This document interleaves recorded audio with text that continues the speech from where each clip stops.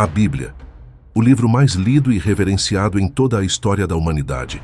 Suas palavras moldaram civilizações, inspiraram nações e guiaram bilhões de almas ao longo dos séculos. Mas e se eu te dissesse que nem tudo o que poderia estar nesse livro sagrado foi incluído?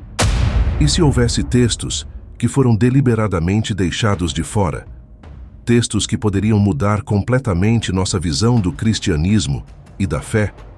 Hoje, vamos mergulhar nas profundezas desses mistérios, explorando o segundo livro do Apocalipse e outros textos esquecidos que ficaram à margem da história. O Novo Testamento, como o conhecemos, é composto por 27 livros, cuidadosamente selecionados ao longo de séculos, mas muitos outros textos também clamavam por um lugar nas Escrituras Sagradas.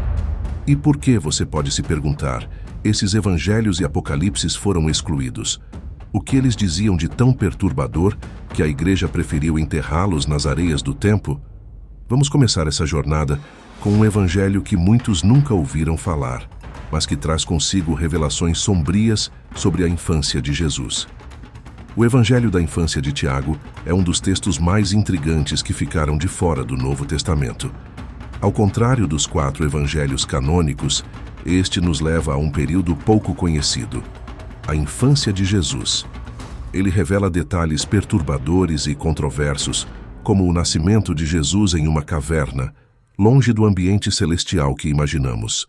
Este evangelho também explora a virgindade perpétua de Maria e sua importância para os primeiros cristãos. Mas por que ele foi excluído? Talvez por suas descrições sombrias, como o massacre de crianças em Belém, um relato que ecoa as histórias mais aterradoras do Velho Testamento. O que mais esse evangelho nos esconde? E por que sua mensagem foi considerada tão perigosa? Todos conhecemos o Apocalipse de João, com suas visões apocalípticas e profecias sobre o fim dos tempos. Mas poucos sabem que existe outro Apocalipse, atribuído ao apóstolo Pedro. Este texto, que muitos consideram tão legítimo quanto o Apocalipse de João, descreve de forma chocante as punições horríveis que aguardam os pecadores no inferno. Imagine um lugar onde blasfemos são pendurados pela língua, onde adultos que cometeram adultério são suspensos pelos cabelos e onde assassinos de bebês são lançados em poços cheios de serpentes venenosas. Mas por que essas visões aterradoras foram suprimidas? Será que a igreja temia que a verdade sobre o inferno fosse simplesmente insuportável para os fiéis? Ou havia algo mais sombrio em jogo? Mas não são apenas os evangelhos que guardam segredos. As epístolas, cartas escritas por líderes da igreja primitiva, também contêm mistérios que desafiam nossa compreensão. Tome, por exemplo, a primeira epístola de Clemente, uma carta que quase foi incluída no Novo Testamento. Este texto oferece uma visão rara dos conflitos internos da igreja primitiva, revelando disputas e divisões que ameaçavam destruir a fé em sua infância. E o que dizer das cartas de Paulo? Estima-se que ele escreveu muito mais do que as cartas que conhecemos hoje.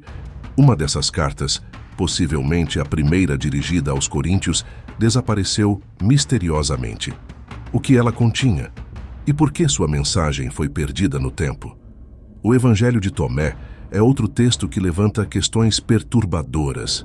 Diferente dos outros evangelhos, ele não é uma narrativa da vida de Jesus, mas uma coleção de ditos atribuídos a ele. Redescoberto em 1945, este evangelho sugere uma sabedoria esotérica e oculta, que parece desviar da mensagem tradicional do Novo Testamento. Será que Jesus realmente proferiu essas palavras? E se ele o fez, por que a igreja decidiu que elas não deveriam ser ouvidas?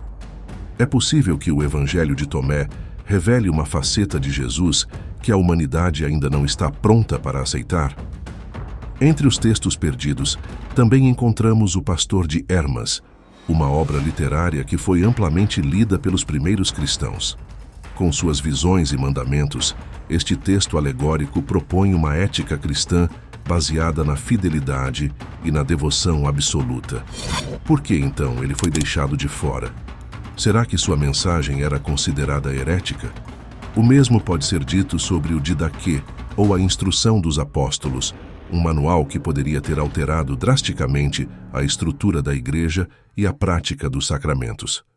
O que teria acontecido se esses textos tivessem sido canonizados? Como a história do cristianismo poderia ter sido diferente? Esses textos esquecidos, deixados nas sombras da história, nos fazem questionar: o que mais está escondido e por que essas verdades foram ocultadas da humanidade? Enquanto refletimos sobre essas perguntas, lembre-se de que o conhecimento que possuímos é apenas uma fração da verdade total.